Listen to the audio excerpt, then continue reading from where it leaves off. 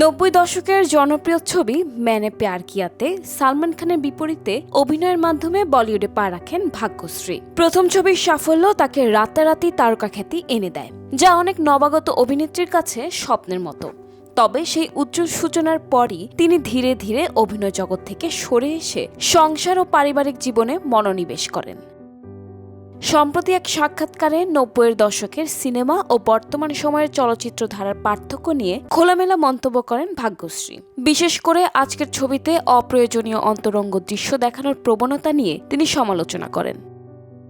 সমাজের পরিবর্তনের সঙ্গে সিনেমার ধরনও বদলেছে বলে মনে করেন ভাগ্যশ্রী। তিনি বলেন, 90 দশকে সিনেমা মানেই ছিল পুরো পরিবারের একসঙ্গে সময় কাটানোর সুযোগ, কিন্তু আজ পরিবারগুলো অনেক ছোট হয়ে এসেছে। মানুষ এখন আধুনিক ও ব্যক্তিকেন্দ্রিক হয়েছে। তবে বর্তমান ছবিতে অন্তরঙ্গ দৃশ্যের উপস্থাপন নিয়ে আপত্তি জানান ভাগ্যশ্রী। এই প্রসঙ্গে তিনি স্পষ্ট করে বলেন, সিনেমা সমাজের প্রতিচ্ছবি, কিন্তু বাস্তবতার নামে এমন অন্তরঙ্গ দৃশ্য দেখানোর প্রয়োজন নেই, যা বাবা মা ও সন্তানের সঙ্গে বসে দেখতে অস্বস্তিকর লাগে। গল্প সাহসী, বৈচিত্র্যময় ও আকর্ষণীয় হতে পারে, কিন্তু তা সমাজের মূল্যবোধকে সম্পূর্ণ অস্বীকার করে নয়। मैंने प्यार किया ছবির পর ভাগ্যশ্রী পায়েল, ঘর আয়া মেরা পরদেশী ও ওমকারম সহ আরও কয়েকটি ছবিতে অভিনয় করেন। তবে বিয়ের পর তিনি অল্প সময়ের মধ্যেই চলচ্চিত্র জগৎ থেকে সরে যান।